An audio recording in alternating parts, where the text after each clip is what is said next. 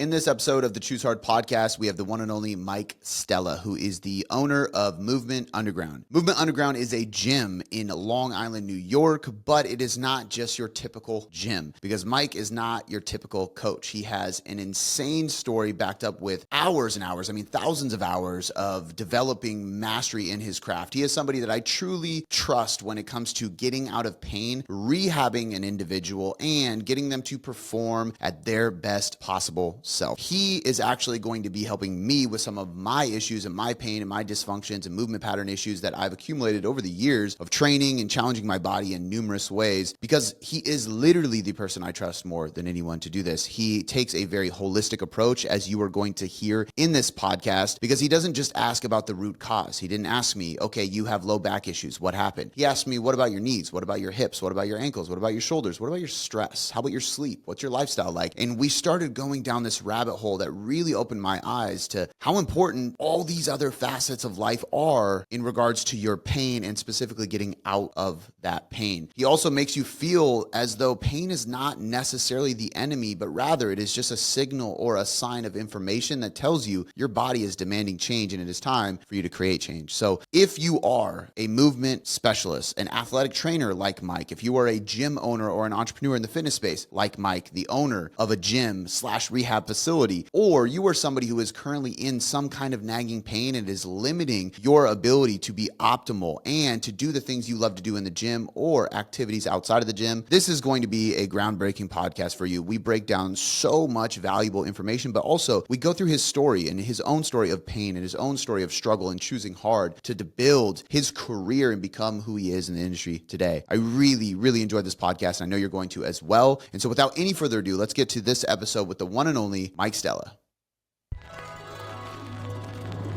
The greatest things in life all start with a challenge. You must accept that everything is hard before it gets easy. Everything you want in life begins with a hard path. All right, dude. So what, it's been like 2-3 weeks? Yeah, about 3 weeks now, yeah. So I met you just a few weeks ago, and I have to just share kind of like my first impression, because truthfully, and not to like just kiss your ass too much, but I haven't met somebody random I've never met before at an event like that, and then instantly hit it off, connected pretty well, and then had him on my podcast within literally 3 weeks. So obviously I'm a fan, and I'm honored, my friend. I'm honored. Well, it was hilarious because I was talking to my wife about the first night after I left dinner, and I called her and we're like talking. It's like, who'd you go to dinner with? And I was like, actually, it was hilarious because I realized I was at a table full of New Yorkers, and they're talking shit and their accents are coming out a little bit, and I love it. Like I love it. It was like it's firing. Were we talking shit? Damn. Oh man, it just. It kind of just always sounds like you're talking shit. Well, New Yorkers we are kind, but we're not nice. Most of the rest of the country is nice, but not kind. And I think we had this conversation. Yep. Like, we'll kind of be brash and tell you exactly what we're thinking, but is that not the kinder thing to do? If you're really thinking about it. You're going to hurt some people's feelings, but you're also going to be honest. And I would rather be an honest person that you don't like than a dishonest person that you do like. Layla Hormozi has this thing about being kind, not nice, in terms of being successful. And I think it's unbelievably true and helpful. But I grew up, for whatever reason, because I didn't even go to New York until 2018, I think. Me and my wife took a trip there. Up until then, I'd never been to the East Coast. I only listened to New York rap. I always loved gangster movies about New York mobsters, and like even American Gangster is one of my favorite movies. Like, it was always New York stuff, always East Coast. I don't know why. But I instantly... Dude, loved everything we were talking about there. You were with some good people that I trust and like, so I knew you were good company. And honestly, you really, really know your shit, man. After talking with you, it was like so knowledgeable and experienced as a coach and a professional, but also very humble. Like, you were constantly learning and constantly listening and trying to gather information from other people who are experts in their field. And I could see that. And I want to say this because I think it's important for people listening. Your first impressions make such a big deal on other people in life and with business and with networking. And when you go to events like this, whether you're speaking like we were, or you were an attendee who became a speaker by the second day, which is actually really cool. all of a sudden Yeah. I was like, wait, you're speaking now? This is dope. Like, crushed it. Crushed it so well as an attendee that Sam brought him on stage. But There you go. Be in the room. You never know what's Hey. going to happen, man. But like for the people who are attending events like that, you should be connecting. You should be talking to people. You should be meeting people. If you're a speaker at an event, you should be doing the same thing. And I took a lot away from the first impression with you because I could see, one, you knew a lot, but also you were constantly asking questions, constantly trying to dig into the root cause of problems. And you were constantly trying to like literally feel, when I say feel, I mean literally because he's a practitioner in that realm, feel shoulders, traps, rear delts like on Sam to get him feeling better before he goes back on stage and like talking to me about my low back issues and my knee issues and digging deeper. And like the passion behind that is so genuine and really cool.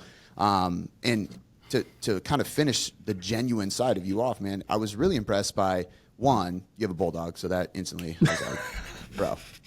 Two, Did we just become best friends? we did. You can see your emotions and expressions on your face really easily. And I mean that in a good way because I remember my daughter fell when I was out there, right? And I remember saying this, and the look on your face was so sincere and like actually genuinely worried and like empathetic. It actually like took me a little bit by surprise. So like, I just met you yesterday, bro. Like, you know nothing about me yet, but you genuinely care about people. And so I say all that to say, man, not to, again, kiss your ass too much, but I was really impressed. And I think there's not enough people who, not to make a good impression, but just because they are who they are, make a good impression on the first time meeting people. And I think that goes so far in business. And because of all that, I had to have you on the podcast, man. I'm excited. We're going to actually talk about your expertise and all that stuff too. But really, really happy to have you here, man. Happy to connect with you in person recently. And yeah, brother, thank you for all the Dude, I am absolutely honored, bro. I can't thank you for that. It's always, you always want to make a good impression, right? Like you don't always want like just your ambassador out there. It's like, Right. If you, for better or worse in my career, and it's worked out well for me and not well for me to kind of wear my heart on my sleeve, but it's just kind of like the more I fought it, the harder time I had. And the more I just was like, you know what? Who cares? Like some people just aren't going to like you just cause. So like, what's the difference if I'm just authentically who I am? And like, it's kind of part of my DNA and part of my story, which I'm sure we're going to, talk about, which was like the guy who fell through the cracks and had nobody to really help point me in the right direction. And that is really I guess the genesis of the entire story, which is being the guy I needed 25 years ago, It's funny how a lot of, and ask me stats about sports and I go blank. I don't know a ton, but I feel like I do know that a lot of great coaches in the sports world were, and I'm not calling you a shitty athlete, but they were terrible athletes, or they were athletes that maybe weren't genetically gifted, weren't skilled enough, but they were like yearning to help people like them, and they became a great coach, because Right. It was very similar with me. And I think there's a lot of people who need mentorship and coaching and guidance so bad that when they don't get it and they figure out their own way, they're like naturally become the best coach and mentor because they want to provide that for other people. Truthfully, I think the best athletes tend to make pretty bad coaches. Like, and the way I frame this for people all the time is just because you can work a light switch doesn't mean you know how to wire a house. It's even though they both operate, it's like, or you could drop a car 300 years ago and we could teach somebody how to drive that car. It doesn't mean they know how to build it or how it works, right? So those are just two compartmentalized bits. And I think, when you're somebody, to your point, you're dead on it. I was a pretty good athlete for my area in high school, and lacrosse was the flavor for those wondering. And that's kind of like a really Northeast, like Long Island sport. So the schools tend to look here and recruit here. But I wasn't necessarily the best skilled player. I was just one of those like hard-nosed, like relentless, good athletes. I could run really well. So like basically I could play lockdown defense. I was just like in basketball, just to relate it, I could ride like a mofo. So I just created problems everywhere on the field. And every now and again I'd let the hands free and be able to score a goal, and that's cool too, but then I blew my knee out, which is ending up how I got into sports medicine. And I had to try to figure out how to re-engineer that skill that I had innately that was kind of stripped from me when I blew the knee out. So, and then again, it just became an obsession of like me trying to figure out my own issues and like reclaim my body and my identity. And I didn't know at the time that I was like really on this journey of self-discovery that I would then be able to use and end up helping other people, which truthfully ended up saving my life in a way. So it's really complex, but you're 100% right. I think, sometimes the path is laid before you, maybe circumstantial, but none of us get to choose the cards, right? We just get to choose how we play it. And it's worked out for me, being a little gritty and having that kind of chip on my shoulder. Yeah, I can relate to that, man. I think it's funny. I don't know if I shared this with you when I was out there, but I had a high school soccer coach who was once named Pele of America because his name is Tony Crudo. He was an all-star USA soccer player. He played on the Sounders back in the 80s. He was like the guy, literally named Pele in America. You can Google him. Yeah. On his first day, he told us he's a terrible coach. He said, self-awareness, man. man. Athlete, I'm a terrible coach. The coach got fired for, I believe he was saying inappropriate stuff on the loudspeakers. And so he was the special ed teacher at our high school, and he was the replacement. He just stepped into it because they needed somebody, and he came in, and then we found out who he was, and he was like, I was a great athlete, but I'm not a good coach. We're like, it's going to be a tough. great season. At least he was honest with you. Yeah, At least he was honest. Yeah. So I want to unpack a little bit of your personal story. Sure. And then I want to get into some of what you're an expert in, just so people have some context first. And the first question I have for the personal story is, on a very serious note, what's the obsession with Bigfoot? That was the first thing you asked me when you found out where I was from. Is Bigfoot real? And then I was watching a couple of your videos, and I was dying. You said, I think it was something about posture, and you were like, posture's kind of like Bigfoot, but it's a myth. I'm just joking. Bigfoot's real. And then you just kept going. Like it wasn't a joke. You just kept talking. And it was to a client in your gym. It was cracking. Right. But I have to ask before we actually talk about the personal story. Well, what's there? Well, Bigfoot is real. It's got to be real. I don't know. I mean, I think it's, we want to have some surprises left, I think. You know what I mean? I don't know what the obsession is. I think it's the same obsession that most people have with it. Is like, is it possible that this thing exists out there and it's just completely disconnected from the rest of the world? Who knows? But I like to think there is maybe a little magic out there. I've been to the West Coast a few times. I haven't been to the Sierra Nevadas, up into Washington State and Oregon. I've been in Northern California. A couple years ago, I went on Mark Bell's show, and me and my wife made it into a little trip and kind of did some hiking up in Lake Tahoe area. And it's beautiful country up there, man. The West Coast is gorgeous for sure. If you get out to Washington, I'll have to take you to some Bigfoot spots because it's not hard. Let's go. There's I'll be that idiot yelling into the woods to see if I can get a sound. No, just a bunch of us idiots out there just yelling at each other. No, there's towns where it's just a town full of those idiots. That's all they do. Or they're on it, man, and they know something that we don't, and so that's the cool part, right? Yeah. I think I like to just keep people guessing, especially in those evals.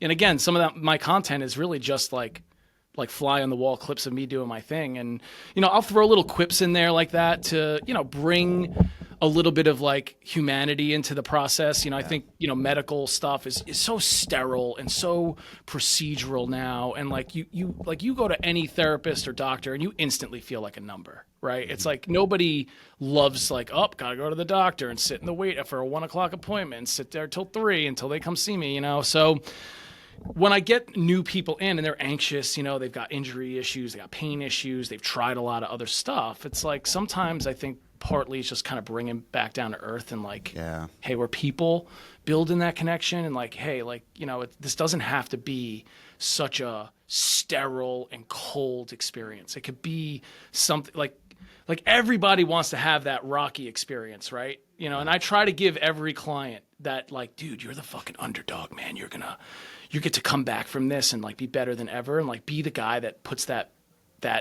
in some people's heads and genuinely believe it. And so when I throw stuff like Bigfoot in there, it's you got to start believing in the stuff that's not possible, because if you don't, then life's just fucking disappointing then. You know what I mean? But why do we watch sports, man? We're watching for that magical moment where the impossible becomes real, and we get to watch that. That's why sports are romantic. That's why it's a multi-billion-dollar, trillion-dollar industry now, because there's something romantic and exciting and that draws us in. We want to watch the story, right? So I think the Bigfoot thing, it's part of a story that kind of weaves in a little bit of that magic, I think. I love that, dude. I think it's just, if nothing else, lightening up the coaching experience, humanizing 100%. it. And man, I think it's such an underrated aspect. Get somebody to smile, man. You get somebody to Yes. smile in a situation where they're uncomfortable. It's like you instantly, and like to your point about first impressions, right? And like really being able to, in short periods of time, build trust and build, something that's like, oh yeah, like Mike's just like me. It's like, well, if I don't show you who I am, how do you ever get to feel that? And there's something very human about that, and something that's very difficult to put your finger on about that. It's a feeling. It's not like, and again, we go to like masterminds and seminars, and like when you're a coach and you're really passionate about coaching, there is an art to coaching. There is an art and a science to doing that. But the ability to have that feel completely free and authentic and not staged is, I think that's part of the magic piece there. It really is. That's what makes each individual coach unique and authentic. And we all have very similar knowledge and information we can pull from. How we really apply that is the key. But in that application process, we're really big on this on the nutrition coaching side. How do we get somebody to actually do it? Because I can give them 100%. information all the time, but if I don't coach it properly, not just from like a skill perspective, but a human perspective, man, they're going to have trouble. So listen, man, people aren't in pain and people aren't in shape, not because they don't know what to do. It's just they just don't do it, right? So like it's really good rehab is less about like the techniques and the things that you do to people, and more about getting people to believe and buy into that process, that they can do it. And that's the part. They have to become, or at least shift into a mindset where they can actually be the hero of that story. So for me, for many years in my own story, I wasn't the hero. I was the, not the victim, but like in this place of like purgatory where there was just no progress and I was struggling. And it's like, it's really hard to be there for a long time. And I think partly that gives me the empathy, or really the sympathy to kind of put myself back in that mode. It's really tough. Like sometimes people, to get out of pain, it's like you're trying to sail a ship with dragging the anchor. You're dragging the anchor behind you. It's all this strain and everything in your body's telling you to stop, that this is bad. And to reframe that and get people to not only believe that it's good and actually willingly do the hard thing and choose it because and again, that's always shifting them to that outcome. Like, hey, and figuring out why are they doing this? What is the underlying motivation? Because when people come see me, it's not because their back hurts. It's because that back pain or that problem has robbed something from them. It's taken something away that they want back. Otherwise, they wouldn't come in, right? So I think part of it is on the pain side. The pain is like understanding that pain is obviously a highly motivating factor for some people, but that's exactly its utility for humans. It's making you change your behaviors and your decision making, right? Forcing you to do that. So I just try to educate people enough so that they can not fear it, A. B, that they start to see the process before them and then connect the process to the outcome that they want. And again, I think there's science to that, but your ability to bend that to the person is the art of healthcare or coaching, art of coaching. man, this is one of the reasons why I think I love your content and what you say in it so much. Cause like you don't know a bunch about this, but we talk about the same thing with nutrition. It like literally it's all behavior. It's all connected. It's all stress. It's all lifestyle. Like we have to connect all these dots, and that's the only way we get people to create change long term. I can give somebody macros and they're going to get shredded in 8 weeks easy, but they're going to gain it back. And we've seen it. Right. And so like getting people to create change long term is so much more than just macros. And for your case, it's so much more than just corrective exercises, So right. But you said a couple things that I literally have written down of like quotes of yours and stuff. So I'm going to dig into some of that, man. I want to ask first your story so people have context. One, like explain who you are. It's worth 20 minutes in. Who are you? What your business is, your gym, like tell them about your company, everything, what you guys do. And also like how you went from, kind of in a nutshell, the journey from athlete to coach / therapist or coach then therapist, however that went. Like how, and also why that evolution? Like how did that come about? Yeah, man. So like I said, in my high school years, I was a highly recruited lacrosse player, and that was my ticket out. I grew up in kind of a single parent household, I had the stepdad situation. So like home, I was always really independent kind of as a youngster. My dad passed away when we were very young. So it was always kind of like this thing where people felt bad for us I don't know. For me, that was always, I didn't like that. I didn't want to be a victim. I didn't want people to feel bad for me. I was like, I'm good. Like we had a great childhood. My mom was amazing.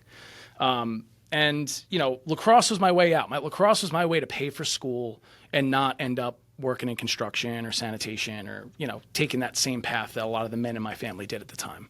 So, my senior year, I hadn't chosen a school yet. I was still kind of figuring out what I wanted to do. And I tore my ACL, PCL, MCL, meniscus, tibial plateau fracture, chondral lesions on both the femur and the tibia. So like the All official, in one injury? it was one collision injury, and bang, dreams gone. Right. So the official diagnosis was fucked. And, I had a really hard time with that. It wasn't just the injury and the rehab and the surgery. It was all the coaches that were offering me money disappeared. Right. So all of a sudden I went from this high value person with a future to what am I going to do next? How am I going to pay for school? Right. So Marist College is like a small mid-major D1, last D1 to offer me even any money in a spot. Happen to have an athletic training program. And for those that don't know, athletic trainers are kind of like a cross between physical therapy and like emergency medicine. So when you watch the Giants play the Eagles and poor Cam Scadaboo, fracture dislocates his ankle, athletic trainers are the people who are responding to that injury. And so I kind of was like, as I'm going through this rehab process, I was working with my school athletic trainer who also was working at the PT clinic locally, and they were kind of doing my rehab. And at that time I was thinking maybe I'll get into construction management or architecture, engineering, something like that.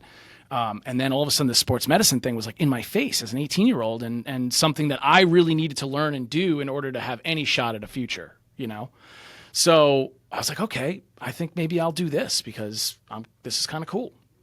And I've just been doing it ever since. That was in 2004.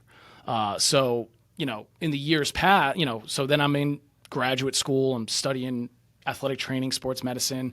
I get a job for the Florida Gators. So I was part of that staff that was on 2008 national championship, Tim Tebow run. I was working for one of the top NCAA universities in their sports medicine department. It was just an incredible experience, man. It's like, people think like elite rehab. It's like, imagine a rehab training nutrition scenario where you didn't worry about money, you didn't worry about insurance. It was just you have the most elite facilities, the best resources, and there is zero, like cost is not a factor. Like the mindset in that world is results by any means necessary. Now, that is a very stark contrast to what, when people get sports rehab now at like a private PT, that's not what's happening in like elite athletics. It's just not, even though they call it that, right? So that was kind of my frame of reference for like what sports medicine should be and, this integrated process of multidisciplinary teams, right? We had physicians and chiros and PTs and athletic trainers and strength and conditioning coaches and massage therapy and nutritionists, and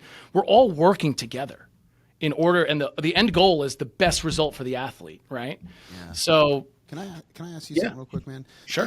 I think this is a good context for there's a lot of young trainers and entrepreneurs and stuff.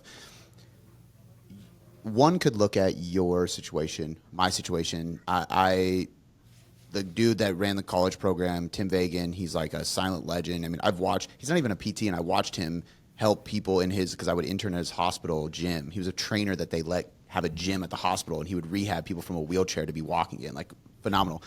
Talks about a lot of the same stuff that you talked about, actually, with a lot of the neural connections and such. And he's the reason I met Luca. And so like somebody could look at that and be like, oh, well, if I had those two people in my life, that'd be great. But I just hear you say this. I'm like, man, if I had that program, I'd be great too. And I think a lot of people who make it in this industry and are pushing and are growing, they do have somebody that they end up running into. But the reality is all over the country, there are these amazing humans that you can run into. 100%. So I want to ask you, you get injured, people are taking away these scholarships. That is a place that I would find myself semi-depressed in at that stage as an athlete, and trying so hard not to just quit, but to just keep, I would imagine you had to keep applying and keep pushing and keep talking to people. And there's no way to get where you got without this relentless part of like just knocking on the door until somebody finally fucking opens it. And I want to highlight that because I know it's got to be true, and people need to hear that too, because it's not just like, oh, here's a perfect situation, Mike, go for it, Yeah, no, it wasn't that. It was, in the years after the knee, I was just never the same guy. And that from like, obviously from like a personal, mental health standpoint was really tough, but like physically I was just a shell of who I was, and it wasn't that people didn't try to help me. I was doing everything they told me to do, like to the nth degree. Like they were like, wake up, we're going to do quad sets. I'm like in the recovery room trying to squeeze my quad with a fucking nerve block in, which is like not going to happen. Right. But, like I just was so like, I'm going to do this right. I'm going to come back and I'm going to be the guy I was. And it didn't work out for me in that way because I just had so much pain, dude. My knee was just a mess. And then I started compensating, like I would play the game differently because I just didn't have that explosiveness or that reactivity.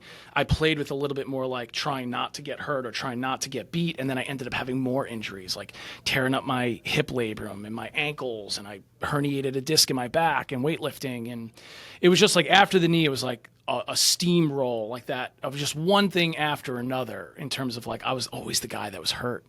And that bothered me because like dudes be like, oh, Stella's just hurt again, can't contribute to practice because he's always a game day guy only. And it's like I was just doing everything I could do to be in a position that I could contribute in some meaningful way. And in college, I really just faced off. Like I was kind of relegated to facing off because that was the last thing I could really do because getting up and down the field just wasn't really a thing for me anymore.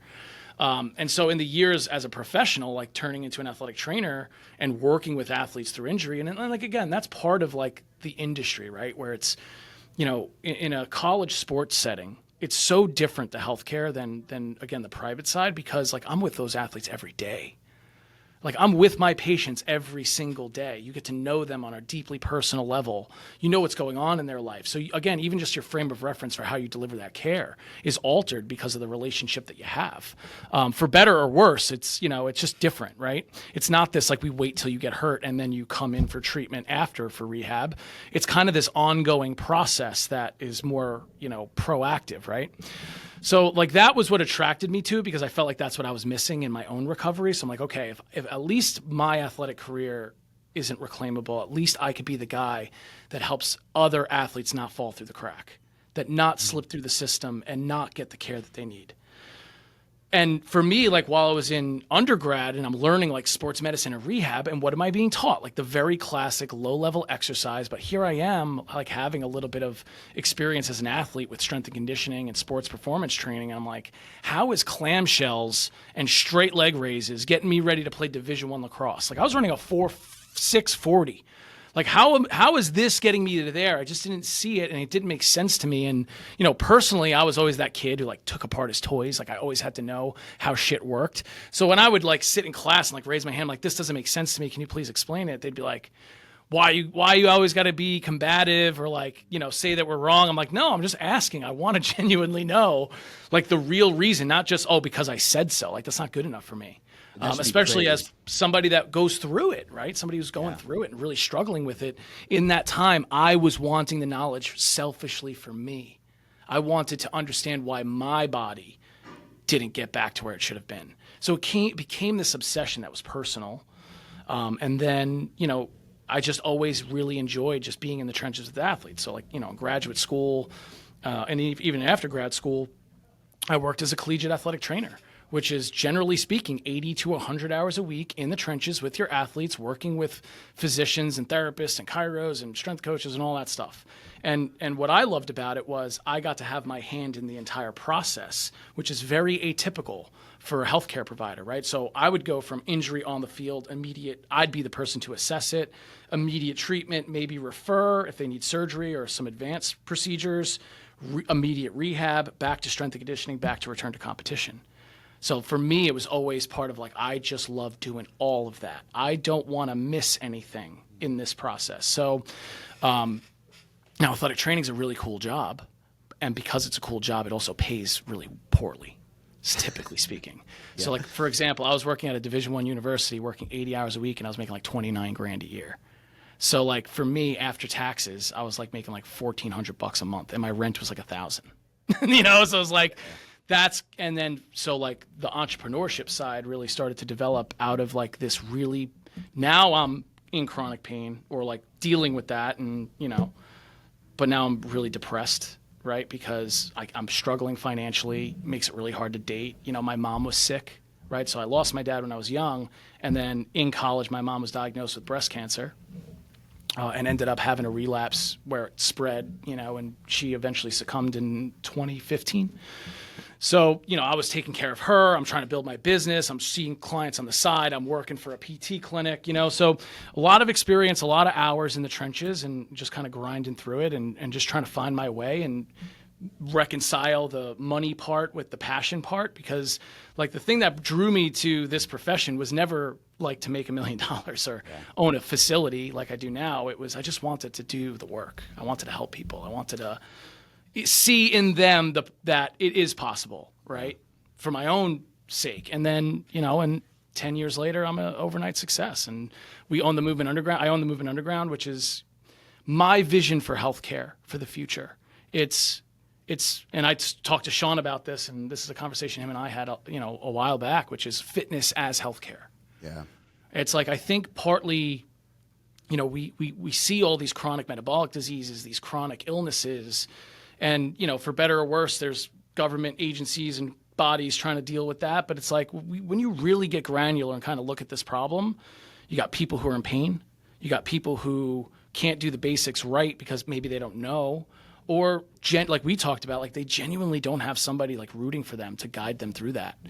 So I wanted to build a real place to do this work. Like, I could have maybe gone online and done that. There's nothing wrong with that. I think it's great. But for me, it was, I need the full experience. I need the touch, the smell, the feel, the sounds, the sights. And like having that has been a real source of calm and peace for me in my life, even though it's stressful. Yeah. I mean, you got to be kind of crazy, like somewhat psychopathic to be an entrepreneur at a certain level. There's actually own a facility. For sure.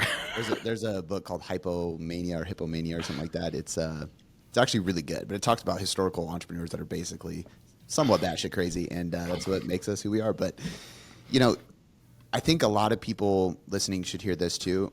And so I always say, if we can think realize on the front end that eventually we'll say, I wouldn't change it for the world, it can help us so much, because you're grinding, you're making nothing, and you're doing this work as an athletic trainer. I would assume now you're like, that experience helped me so much and I wouldn't change it for the world. But in the moment, it's a grind. It's hard, but there's only certain people who really stick it out because they're willing to do that grind for whatever is going to come later on. Would you agree? Absolutely. First of all, yeah. And it's just funny too now, because like, I'll get DMs like every day where it's like, oh, what courses should I take to learn what you know? And I wish I could give them an answer, because I also was obsessed with this stuff. Like I took every freaking course under the sun. Mm-hmm. Like any extra money I made bartending or doing these odd jobs, I would put it into continuing education. Like I was always the guy in the seminar room, like watching the Luca Hosevars going, man, this is like, I want to be able to contribute to the industry in that way someday, right? That was kind of deeply motivating for me. And I guess maybe I wanted my work to matter on some level. And even though I knew it did, but for me, it was the intrinsic value. Like I could deal with not making the money because of the feeling that I'd get from somebody saying, Mike, you changed my life. Yeah. And I'm like, no, you did. I just got to show you some stuff, and I love this stuff. And I'm one of those fortunate people who just like fucking loves this stuff. And again, it's in those deep depressed years after I lost my mom, I lost, my ex, my fiance at the time, we broke off a wedding. Like I was just I had a former business partner who stole a ton of money from me and like freaking effed me over, right? So I have all of those classic story arcs that a lot of entrepreneurs do in my own little way. But like the biggest message I give a lot of people is just keep going, man. Staying power in this field, I think, is probably one of the best indicators for success, is just sticking with it and being in the room long enough. To your point, being in the room and then getting a chance to be brought up and share, and it's really, really cool. And I'm just very grateful that I get to be in that position now. It's so huge, bro. I think endurance is just such a powerful, underrated skill, man. It's an underrated entrepreneurship skill that I think some people have it and some people don't. And I think if you got to figure out what that carrot is, what's the thing that's keeping you in it, Mm-hmm. And luckily for me, it was that feeling with my clients just kind of gave me like that junkie vibe of like kept me coming back, even though I was struggling and I could have gone and got a cubicle job somewhere. But just even the thought of that was like, fuck. Yeah. I don't want to do that. Well, and it was subconscious maybe, but and for Sure. a lot of people this is, you identified what made enduring through whatever was to come worth it.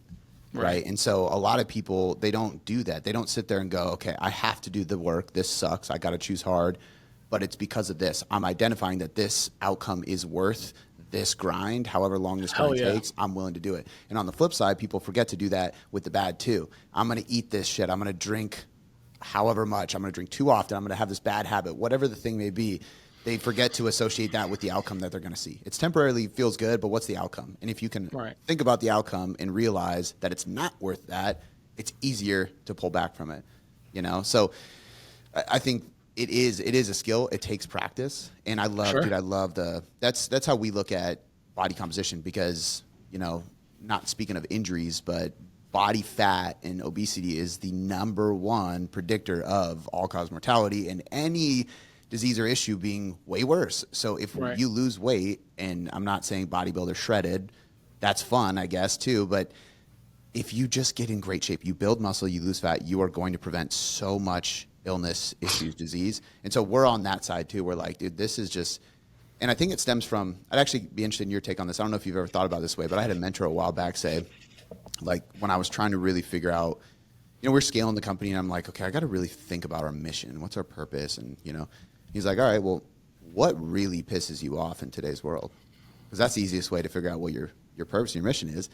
And it was so funny because it's like, I hate that average is like really pathetic. Average today is like weak and fat, and like reading books is like weird. People don't do that normally. Like I talk to people like you and we all read books, but then you talk to a neighbor that's just a normal guy and you're like, you don't read, when's the last time you read a book? Years ago. What the hell? Like that's crazy. So to us, like that's what pisses me off, and I think at some point you probably, again, some of us it's a subconscious at times too. You don't realize it, but it triggers you that like healthcare is so bad or physical therapy is so bad on the average. Not everybody in physical therapy, but many of them are. People are being treated wrong in healthcare and not getting to the root cause of injuries.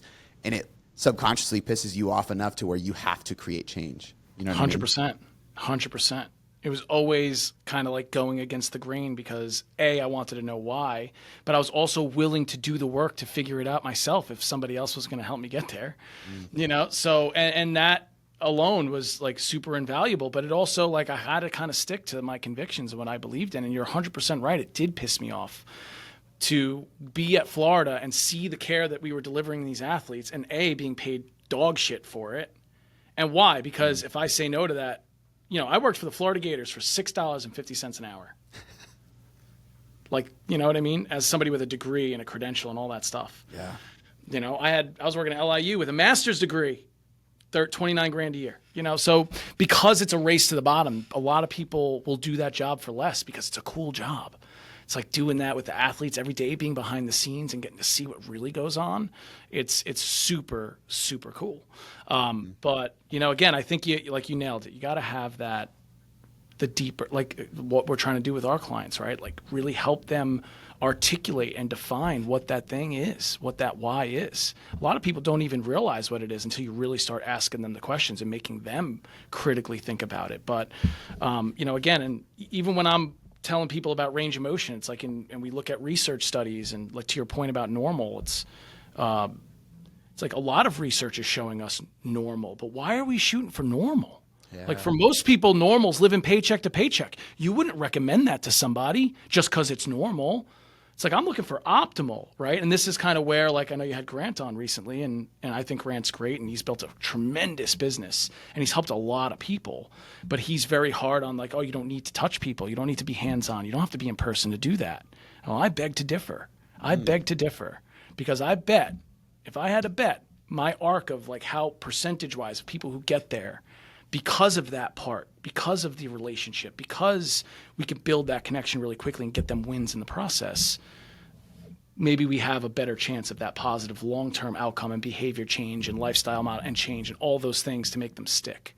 But a lot of people, they start doing these things, they start doing the right thing, but because they don't get the instant gratification or the instant reward, they start their motivation begins to wane. They're like, oh God, am I really going to keep eating this chicken and rice? Am I really going to keep doing these isometrics? Like, again, because the stuff that works isn't cool. It's not sexy. It's basic, boring, repeated, tedious. And so to get people wins early is huge, man. Just show them a light at the end of the tunnel, something worth continuing to go for. So, again, but there's the truth is there's no right or wrong way to do any of this stuff. Yeah. It really just depends on the person in front of you. And like to your point, I was willing to get hands-on to get that extra outcome. Maybe it isn't necessary, but it could be optimal. Yeah. Right. So like if my real goal is to get the best outcomes possible, I was the guy willing to put the gloves on and roll up the sleeves and do that work. And a lot of therapists aren't anymore because we can say, oh, evidence, I can just educate you on pain and that's good. And it's like, okay, yeah, maybe for you, not for me. Yeah.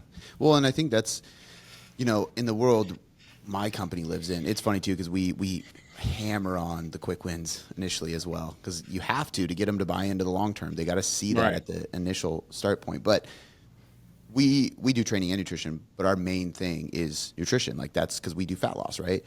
And you can do that in person if you're a personal chef, I guess, and it's a millionaire, but we can't. And so I am of the opinion, I agree with you. I think that there's obviously people we work with that do training, they do amazing because they don't need that hands-on.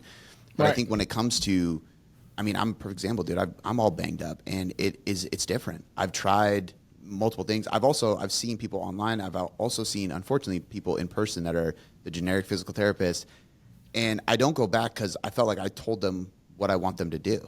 Like I'm literally like, hey, I need some dry needling here, and then when they start saying, well, we're gonna go through some of these movements, I'm like, it's not gonna work because I've already done that on my own in my gym because I know to do that, and that's not the thing. Like I really need help discovering this issue. And then you and I take a walk down the block and you're blowing my mind. And I'm like thinking about all this other stuff going on. But that's where you can sit there and look at me and poke and prod and ask these questions and feel. I think that makes a massive difference. And it's actually cool because something you said segues into something I really wanted to touch on, which is kind of this holistic approach you have, man. It's like, I think extremely beneficial for people listening to hear this, especially if they're, whether it's a trainer, a coach, or it's somebody who is going through pain, or they're a lifter with all kinds of aches and pains like me, just from years. But you look at everything. It's like I told you, hey, my back, and then you start asking me about my ankles and my knees and my shoulders and my thoracic spine, and then you're asking me about my sleep, and then, hey, how's your stress? I know you're an entrepreneur and a dad. Like, you start going down these rabbit holes, and my first thought, and most people is, I'm like, no, it's my back. My low back hurts.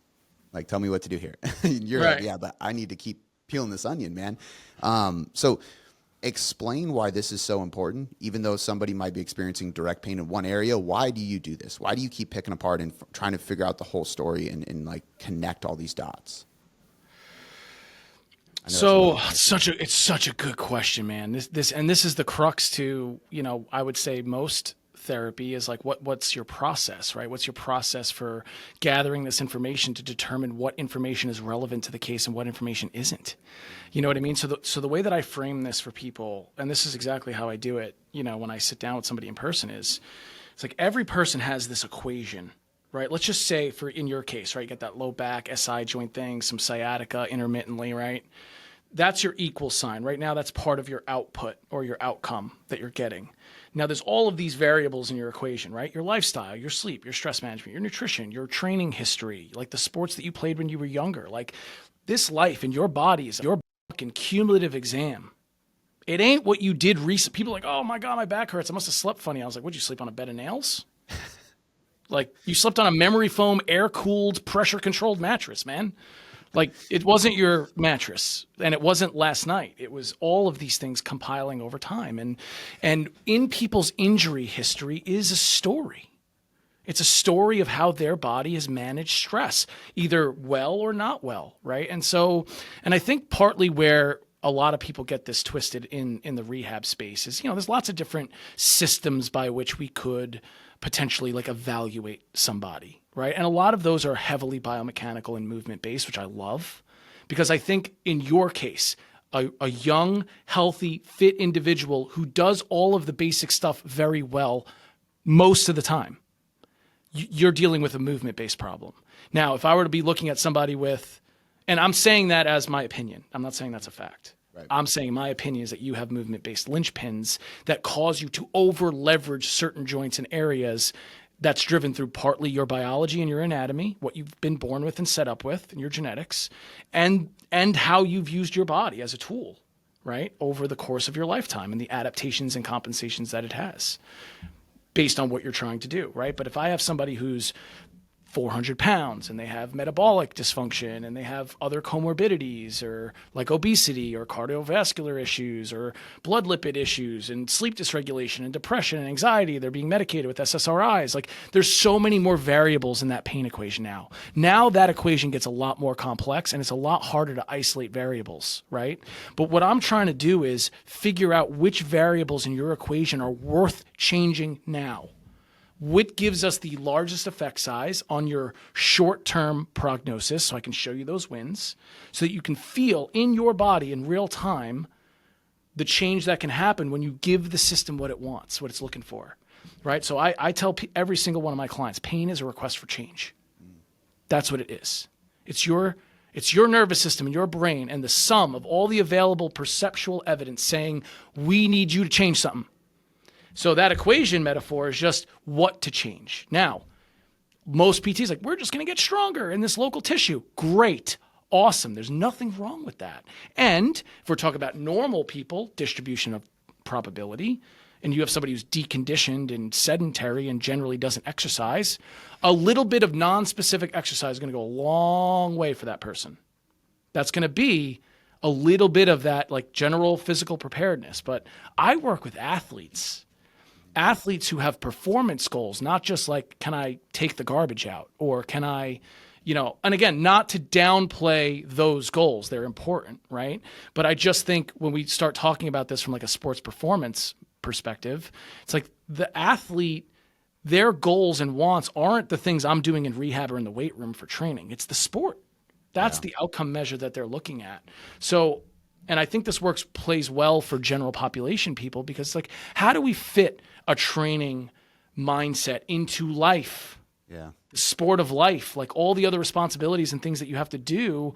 But again, I think this is kind of what we were talking about in Raleigh, which is like getting people to connect that why you're doing it. A lot of people just don't have a reason to do it, a good enough reason that they've connected to that's like, okay, this is worth it.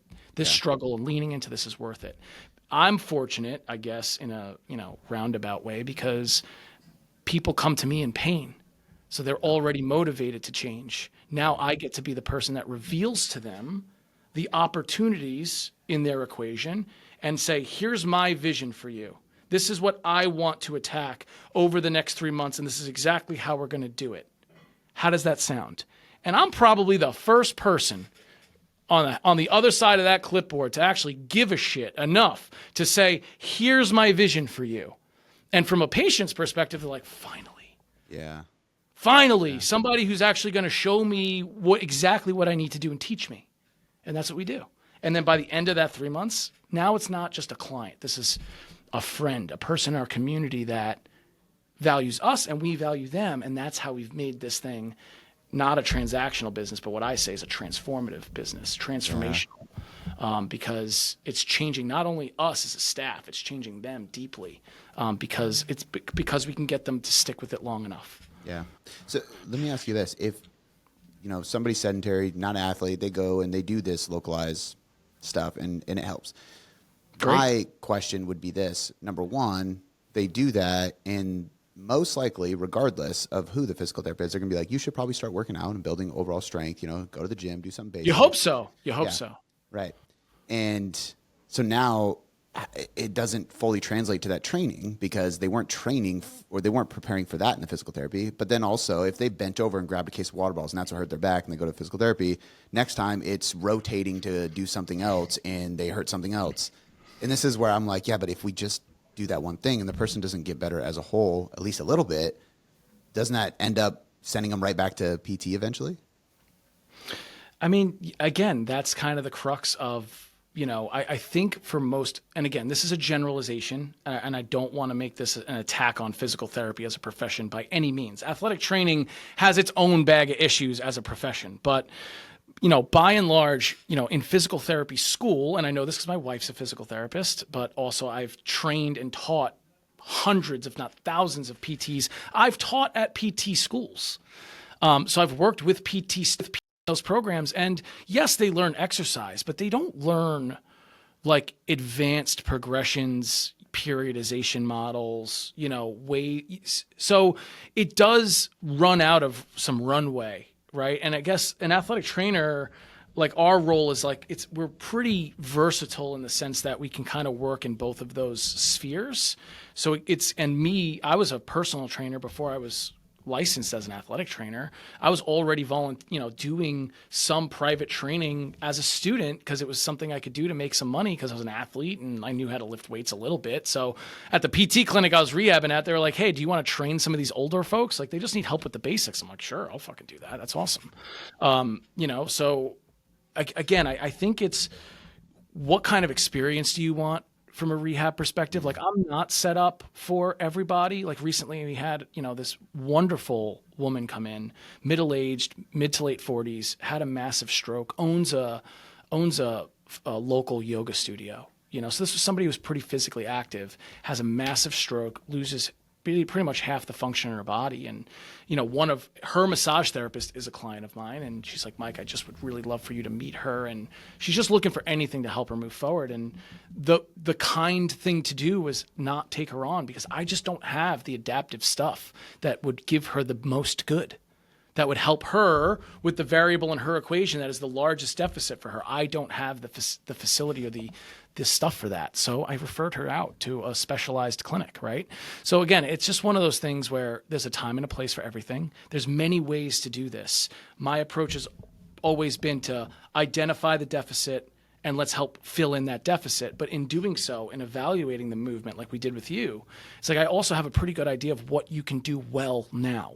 Meaning, what can I train you in safely and load you to create some of those general physiological adaptations while we work on maybe this one joint that doesn't move particularly well or has some tissue glide issues or has some pain problem that makes it hard for you to like connect, to that part of your body. So again, it's just a matter of like finding the entry point for a lot of these people. And the cool part for us, as like this hybrid model of like rehab and fitness is we're now able to seamlessly move them into a purely training model once we've resolved that pain issue. And that's where the sustainability comes in. And for the client, they get to work with the same guys and the same staff that helped them get this, and it's so cool because when we opened the big facility, which was only 2 years ago, we went from 0 members to 120 members in 1 year with 0 marketing spend. Because all of those people came in for the pain problem, for the reputation that we built for the rehab side, and we kept them. Yeah, we kept them here on a sustainable semi-private model that they get coaching, they get guidance, and they get that like everybody knows who they are community feeling as well. Yeah, I love that, dude. I know we're getting close on time. Do you have a little I got more time. Cool. I got time, man. I got a couple more questions, man. Sure, let's do it. You kind of alluded to this, and I wrote this down. It's you've said it in a couple different ways. I wrote down a quote that I pulled from something you were saying on Instagram. It's pain isn't the enemy, it's information. And I think that's really good, and I think it's a good insight. However, I am curious of how people can identify maybe a range of tolerable or acceptable pain. I guess what I'm saying is how for the hard-headed people like me that are like, no, this is just information. I need to, and then I just keep going and going and going, and then all of a sudden it's like too much. How do we know the difference between pain that is saying, hey, stop, rest, and pain that is saying, hey, there's a dysfunction, let's work around it or through it, or just, I guess even the best way to explain this to the average person listening, the average trainer even, that like, if we're training somebody and we don't do the rehab, at what point do we refer out to people like you, knowing that pain is information doesn't mean they need to go see a specialist right away, but sometimes that's exactly what it means. Dude, that is the question, man. That is the question. And the real truth is there is no way to know. And because it's such a subjective and individual thing for everybody. Now, if I were to take somebody, and again, this is where like we could go down the rabbit hole on the pain conversation. I know you've had this conversation with a couple of the really great providers, right? I do say pain is information for the purpose and context of I don't want people to fear it. I don't want them to be scared of it or something where it's like, oh, this is damaging to me. Now, with that being said, every human's perception and experience with that is so unique and individualized, right? So the way I frame this, here's another reframe that I try to give to people. It's like if you're standing on train tracks and there's a freight train coming, and that train is out in the distance, but you could kind of hear it and you can see the headlight out in the distance. But what happens to the sound of that horn as it gets closer? It gets louder and louder and louder and louder and louder. At what point do you as an individual say, get the fuck out the track and jump off? Is, again, I'm the guy who's like running across the street when I have the freaking light, the green light. You know what I mean? Like I got the walk sign and I'm like wiggling where I'm walking because I don't want to hold anybody up, right? But the truth is some people wait until the fucking thing is on top of them before they learn to jump. So part of this is you know it when you know it. Like if you've got something deeply structurally based, you will know it. I can't explain it to you other than that. If you get like really sharp pain that's very consistent with a particular movement that you could reproduce, you might want to get that checked out. Yeah. If it's, I'm generally sore or, this hamstring really is kind of hurt, and I kind of like to give that 24 hours, let it be what it's going to be, let it kind of settle down and kind of really evaluate it then. But here's my shtick on pain. Pain is a ubiquitous human condition. It is one of the things that unifies all of us. We all experience this. And it's partly our perception in the sense that it's framed within all of the experience and context of your life, right? And the biology itself, the physical signaling that happens from hardware to software. So, again, it's tricky because like if I were to kick you in the shin, that's going to hurt, but it's going to get better really quickly because that's mostly tissue based. For the people that we're talking about who are in chronic pain, right? That's kind of more what we would consider top down or brain based, meaning that all of the available information in that person's lived experience is saying fucking danger, right? And a lot of people feel the freight train on them kind of when it's too late. Or like you're really far down and now you have to really overhaul a lot of things to kind of bring the system down into a state of safety, right? So if we want to change, pain isn't a damage meter per se, but it is a threat meter. It is your brain's interpretation of proximal threat or even internal threat. So if you're generally an unhealthy person, your joints are going to hurt. Is that inflammation? Sure, partly. But it's not just the physical stuff that's happening in you. It's your nervous system's interpretation of your readiness for when real stuff's going to happen. I love that. Two things. One, just for the coaches listening, if you may, now you'll pick up on it. You may not have noticed. This is a tip I give coaches, and I haven't talked about it on the podcast, but I think it's so huge in coaching. Analogies and acronyms. People love acronyms and analogies. So when we can take our systems and methods and we put it into an acronym, it clicks, they remember it because they can say the word and then it breaks down into something. And then analogies and stories and experiences and things. You've talked about the freight train. You've talked about laying on a bed of nails. You talked about the boat dragging the rudder. Like all these things make me go, oh, yep, okay, that makes sense now. Like it clicks. So right. Great work with that, man. I just wanted to point that out because I think people listening, they'll be hearing you and it's clicking really well with them and they might not understand why. But if you're a coach, like take that and use it because it does help so much. But this is why it's so fascinating to me talking with you about stuff, man. Like after our conversation, I started thinking about so much more than just my back because then I was like, okay, well, I have had 2 knee surgeries. So let me think about that a little bit and what's there. I've had some atrophy on my left foot and Achilles and ankle because of the surgeries, and I didn't know that until I went and did the feet fleet thing for running shoes, and they tested my feet. I was like, right. Why is my right foot an inch bigger and it's thicker? It's just crazy. I'm like, okay, there's that. I don't know this for sure, but it makes me kind of want to go get a ultrasound or an MRI or something. But my daughter was born with a kidney issue, so one's bigger than the other, and she ended up having kidney surgery and stuff. And tell me. It's genetic. It's hereditary. So one of us, there's a 99% chance the doctor said me or my wife has it. Now, the way you figure it out and it becomes an issue, the sign or signal is a UTI. Very unlikely that my wife had it because she would know because she would have had a bunch of UTIs and had issues as a kid. I didn't. I'm a boy. It's a lot harder to have UTIs as a boy.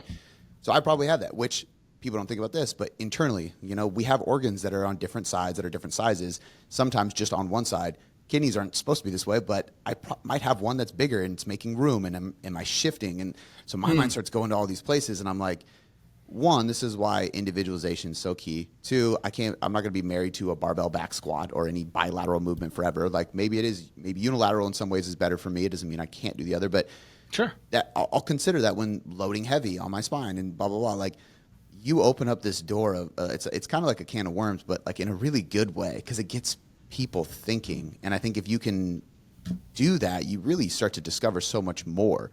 You know what I mean? Like I know just from our conversation in North Carolina when I was out there, man, my mind was just going and going and going after that. Now with this podcast, it's even worse. But like, I have that effect. But it's good. Well, I think the way there's two ways to look at this. And this is kind of like the argument in the rehab industry as a whole, which is like, don't be nocibic and, your words matter. And that's all true. And I think for a lot of people, especially on social media, a lot of these things are pleasantries and sound bites that sound great, but they don't really understand what it means. And so everything, the people I see, I'm a cash pay provider, right? So generally speaking, when people come and they pony up their cash, they're just looking for anything at that point. They've been through the standard PT, the standard chiro. They've gone to the trainer at the gym. They've gone to the doctor, all the specialists, right? And all of those people are giving information, and that's fine, and their perspective, which is great.